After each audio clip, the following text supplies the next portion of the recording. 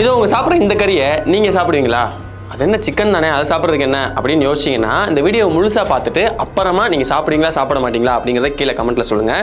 என்னன்னா 2013 mark post அப்படிங்கிற ஒரு ஆராய்ச்சியாளர் ஒரு நியூஸ் சேனலில் போய் இந்த கறியை சமைச்சு காட்டுறாரு. அப்போ அது பெரிய செய்தி ஆகுது.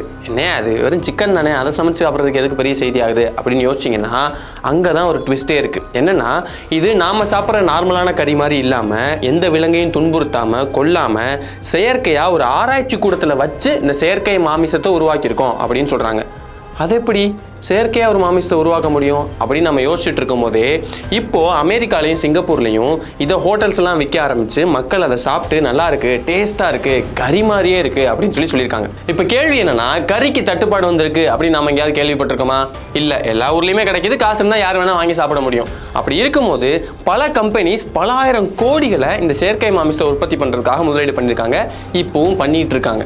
அதனால இந்த செயற்கை மாமிசத்தை எப்படி உற்பத்தி பண்ணுறாங்க, எதுக்காக இவ்வளோ கம்பெனிஸ் 10,000 கோடிகளை இதில் முதலீடு பண்ணியிருக்காங்க, இது நல்லதா கெட்டதா அப்படிங்கிறத பற்றி தான் இன்னைக்கு நம்ம ஸ்ட்ரீட் லைட் வீடியோவில் பார்க்க போகிறோம். கல்டிவேட்டட் மீட், முதல்ல இதை ஆர்டிஃபிஷியல் மீட், அதாவது செயற்கை மாமிசம் சொன்னாங்க, அப்புறம் கல்ச்சர்டு மீட்னாங்க, அப்போ கடைசியாக வந்து கல்டிவேட்டட் மீட் அப்படின்னு ஒரு பேரை இப்போ வச்சிருக்காங்க.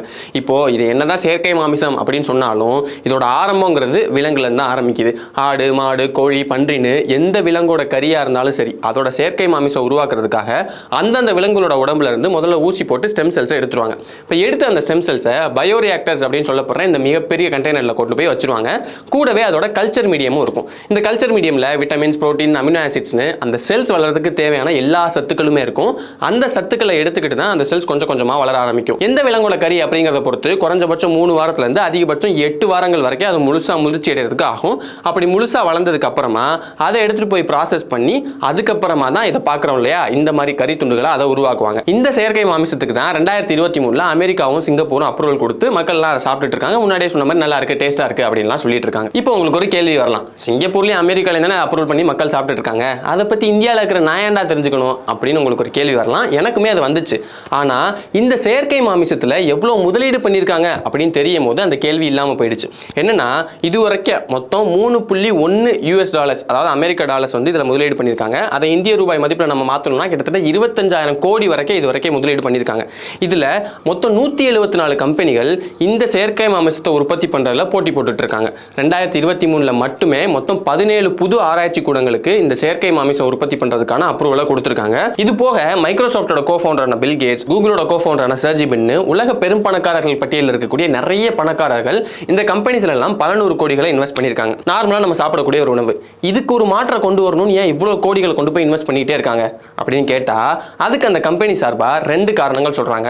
முதல் காரணத்துல நம்ம மனுஷங்களை குறை சொல்றாங்க, ஆனா 2வது காரணத்துல அந்த விலங்குகளே குறை சொல்றாங்க. இப்போ முதல் காரணத்தை நம்மளால ஈஸியா கெஸ் பண்ண முடியும். என்னன்னா விலங்குகளை கொன்னு அதை வதை செஞ்சு அதுக்கப்புறம் அந்த கறியை சாப்பிட்றது வந்து ரொம்ப கொடூரமான செயல், அதனால அதை எப்படியாவது தடுத்து நிறுத்தணும். ஆனால் அதுக்காக நீங்கள் போய் கறியை சாப்பிடாதீங்க, விலங்குகளை கொல்லாதீங்கன்னு சொன்னால் நிறைய பேர் கேட்க மாட்டாங்க. அதனால தான் அதுக்கு இணையான ஒரு உணவை உற்பத்தி பண்ணி அந்த வதை செயலேருந்து நாங்கள் காப்பாற்றுறோம் அந்த விலங்குகளை அப்படின்னு முதல் காரணத்தை சொல்கிறாங்க. அடுத்து 2வது காரணம் என்ன சொல்கிறாங்கன்னா, விலங்குகள் நமக்கு கொடுக்கக்கூடிய மாமிசத்தோட அளவை விட அதுங்க எடுத்துக்கக்கூடிய நேச்சுரல் ரிசோர்ஸஸோட அளவு ரொம்ப அதிகமாக இருக்குது அப்படின்னு சொல்கிறாங்க. அதுக்கு ஒரு உதாரணமாக என்ன சொல்கிறாங்கன்னா, இப்போ ஒரு ஆடை எடுத்துக்கிட்டோம் அப்படின்னா அது குறைஞ்சபட்சம் 5 to 10 கிலோ வரைக்கும் இருக்குது அப்படின்னு வச்சுக்கிட்டோம்னா, இப்போ அந்த ஆடு அது வளர்ச்சி அடைகிறதுக்கு ஒரு குறிப்பிட்ட அளவுக்கு சாப்பாடை வந்து சாப்பிடும், தண்ணி அதே மாதிரி ஒரு குறிப்பிட்ட அளவு எடுத்துக்கும், அதே மாதிரி அது மேய்ச்சலுக்கும் நம்ம ஒரு குறிப்பிட்ட அளவு இடத்த கொண்டு கொடுக்க வேண்டியிருக்கும். இப்போ இப்படி அது எடுத்துக்கக்கூடிய நேச்சுரல் ரிசோர்ஸோட அளவை விட அதுல இருந்து வரக்கூடிய மாமிசத்தோட அளவு கம்மியாக தான் இருக்கு. ஆடு, மாடு, கோழி, பன்றின்னு எந்த விலங்கு எடுத்துக்கிட்டீங்கனாலுமே அதுங்க எடுத்துக்கக்கூடிய நேச்சுரல் ரிசோர்ஸை விட அதுங்கிட்ட இருந்து வரக்கூடிய மாமிசத்தோட அளவு கம்மியாக தான் இருக்கு அப்படின்னு சொல்றாங்க. இதுக்கு ஒரு கணக்கா என்ன சொல்றாங்கன்னா, இப்போ ஒரு விலங்கு இருக்கு, அந்த விலங்கு வந்து 100 கிராம் அளவுக்கு வெளியில இருந்து சாப்பாடு எடுத்துக்குது, அதாவது செடிகளையும் கொடிகளையும் சாப்பிடுது அப்படின்னா அதுட்ட இருந்து நமக்கு கிடைக்கக்கூடிய மாமிசத்தோட அளவு வெறும் 15 கிராம் வரைக்கும் தான் இருக்கு. அப்போ இவ்வளோ நேச்சுரல் ரிசோர்ஸஸ் நம்ம யூஸ் பண்ணாதான் நமக்கு இத்தனையூண்டு அளவு மாமிசமே கிடைக்குது. ஆனால் அதுவே இந்த செயற்கை மாமிசத்தை எடுத்துக்கிட்டோம்னா அது இயற்கையாக கிடைக்கக்கூடிய மாமிசத்தை விட 95% கம்மியான நிலப்பகுதியும் 75% கம்மியான தண்ணீரையும் தான் பயன்படுத்துது. அப்படி பார்க்கும்போது இந்த செயற்கை மாமிசம் அதிகப்படியான நேச்சுரல் ரிசோர்ஸஸை மனுஷங்களுக்கு மிச்சப்படுத்தி கொடுக்குது அப்படின்னு அந்த கம்பெனி சார்பாக சொல்றாங்க. இதோட சேர்த்து இன்னொரு முக்கியமான காரணமா என்ன சொல்றாங்கன்னா, மக்கள் தொகை அதிகமாயிட்டே போகுது இல்லையா, அதனால மாமிசம் எடுத்துக்கூடிய அளவும் அதிகமாகும். அப்போ கால்நடைகளோட எண்ணிக்கையும் அதிகமாகும். அப்படி எண்ணிக்கை அதிகமாச்சுன்னா அதுங்க எடுத்துக்கூடிய நேச்சுரல் ரிசோர்ஸோட அளவு அதிகமாகிட்டே போகும். அப்படி அது அதிகமாகிட்டே போச்சுன்னா கால்நடைகளால் ஏற்படக்கூடிய முக்கிய பிரச்சனையான கிரீன் ஹவுஸ் கேஸஸ் ரிலீஸ் ஆகிற பிரச்சனை ரொம்ப அதிகமாகும் அப்படின்னு சொல்றாங்க. இப்போ இந்த கிரீன் ஹவுஸ் கேஸஸ் தான் பூமி வெப்பமாகிறதுக்கு ஒரு முக்கியமான காரணமா இருக்கு. ஒரு மாடு எடுத்துக்கிட்டோம்னா அந்த மாடு சராசரியா ஒரு வருஷத்துக்கு 60 கிலோல இருந்து 120 கிலோ வரைக்கும் மீத்தேனை தனியா ஒரு மாடு மட்டுமே ரிலீஸ் பண்ணும். அப்படி பார்க்கும்போது உலக அளவில் ஒவ்வொரு வருஷமும் ரிலீஸ் ஆகக்கூடிய மீத்தேன் கேஸ் அதுல 3.7% மாடுகள் கிட்ட இருந்து மட்டுமே வருது. கால்நடைகளோட மொத்த எண்ணிக்கையும் எடுத்து பார்த்தோம்னா மீத்தேனோட அந்த வெளியீடுங்கிறது வந்து ரொம்ப அதிகமான எண்ணிக்கையில இருக்கும். அதாவது கால்நடைகள் கிட்ட இருந்து வரக்கூடிய மீத்தேனோட அளவு ரொம்ப அதிகமா இருக்கும். இப்படி நமக்கே தெரியாம உருவாகக்கூடிய அந்த பிரச்சனைகள், அதாவது நேச்சுரல் ரிசோர்ஸ் ஒரு பக்கம் காலி பண்றது, இன்னொரு பக்கம் பூமி வெப்பமாகிறதுக்கு ஒரு காரணமா இருக்கிறது. இந்த மாதிரி காரணங்கள்லாம் அந்த கால்நடைகள்கிட்ட இருக்கு. அப்படி இருக்கிறதுனால தான் பூமியை காப்பாற்றணும் அப்படிங்கிறதுக்காக நாங்கள் ஒரு மாற்றை கண்டுபிடிக்கணும் அப்படின்னு யோசிச்சு ஆராய்ச்சி எல்லாம் பண்ணி கடைசியாக அந்த செயற்கை மாமிசத்தை உருவாக்கியிருக்கோம் அப்படின்னு சொல்லி அவங்க சொல்றாங்க. ஆனால் என்னதான் அவங்க இந்த மாதிரியான காரணங்கள் எல்லாம் சொன்னாலும் இந்த செயற்கை மாமிசத்தில் சரியில்லை, அதில் நிறைய பிரச்சனைகள் இருக்கு அப்படின்னு சொல்றவங்களும் இருக்க தான் செய்கிறாங்க. அதில் முதல் விஷயம் என்னன்னா, அந்த கல்ச்சர் மீடியம் சொன்னோம் இல்லையா, அந்த செல்ஸ் வளர்றதுக்கு ஒரு கல்ச்சர் மீடியமில் போட்டு வச்சிருப்பாங்கன்னு, அந்த கல்ச்சர் மீடியமில் அவங்க பயன்படுத்தக்கூடிய FBS, அதாவது ஃபீட்டேல் போவைன் சீரம். இந்த FBSனா என்னன்னா, செனையா இருக்கும் இல்லையா மாடுகள், அந்த மாடுகளை கொண்டு அதுங்களோட வயிற்றில் இருக்கக்கூடிய அந்த செனையிலிருந்து அதோட இதயத்திலேருந்து எடுக்கக்கூடிய ரத்தத்தை தான் இவங்க கல்ச்சர் மீடியமில் பயன்படுத்தியிருக்காங்க. இப்போ நீங்கள் என்ன சொல்றீங்க, விலங்குகளை துன்புறுத்தாமல் நாங்கள் அதை உற்பத்தி பண்றோம் அப்படின்னு சொல்றீங்க. ஆனா ஒரு குட்டி, அதாவது செனையிலிருந்து ஒரு ரத்தத்தை எடுத்து அதுக்கப்புறம் நீங்க அதை பயன்படுத்துறீங்களே, இது எப்படி சரியா இருக்கும்? துன்புறுத்தாம இருக்கும்னு சொல்லிட்டு நீங்க இப்படி பொய்ய சொல்லி தெரியுங்களே அப்படின்னு சொல்லி அவங்ககிட்ட கேட்டிருக்காங்க. அதுக்கு அவங்க என்ன சொல்றாங்கன்னா, நீங்க சொல்றது உண்மைதான், ஆரம்பத்தில் நாங்க அந்த FBS பயன்படுத்தி தான் அந்த கல்ச்சர் மீடியம் உருவாக்கிட்டு இருந்தோம். ஆனா போக போக முழுக்க முழுக்க பிளான்ட் பேஸ்டா, அதாவது செடிகள்ல இருந்தே அந்த கல்ச்சர் மீடியமுக்கு தேவையான சத்துக்களை உருவாக்குற மாதிரி நாங்க அதை போக போக மாத்திட்டோம் அப்படின்னு அவங்க சைட்ல இருந்து சொல்றாங்க. ஆனாலும் அடுத்த ஒரு முக்கியமான பிரச்சனை இருக்கு. அதுதான் அந்த செயற்கை மாமிசத்தோட விலை. என்னன்னா, இப்போ நார்மலான கறியிலிருந்து செய்யக்கூடிய உணவுப் பொருட்களை விட இந்த செயற்கை மாமிசத்திலிருந்து தயாரிக்கக்கூடிய உணவுப் பொருட்களோட விலை ரொம்ப அதிகமா இருக்கு. ஏன்னா ரொம்ப கம்மியாக தான் தயாரிக்கிறாங்க, அப்போ விலை ரொம்ப அதிகமா இருக்கு.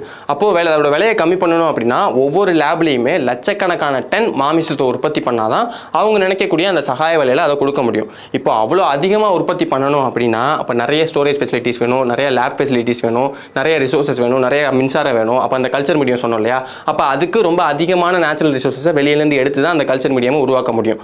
இப்போ இதெல்லாம் இருக்கும்போது நீங்க எப்படி நார்மலான கறி மட்டும் ரொம்ப அதிகமான ரிசோர்ஸை பயன்படுத்துது, இது கம்மியா பயன்படுத்துது அப்படின்னு சொல்லுவீங்க? நீங்க கம்மியா பயன்படுத்துற வரைக்கும் அது கம்மியான ரிசோர்ஸை பயன்படுத்துற மாதிரி தான் தெரியும். ஆனா ரொம்ப அதிகமா உற்பத்தி பண்ண ஆரம்பிக்கும் போது அதுங்க அதுக்கு எவ்வளவு எடுத்துக்கிச்சோ அதே அளவுக்கு தான் நீங்களும் எடுத்துக்க போறீங்க. அப்போ இது எப்படி ஒரு மாற்றா இருக்கும் அப்படின்னு ஒரு கேள்வி வைக்கிறாங்க.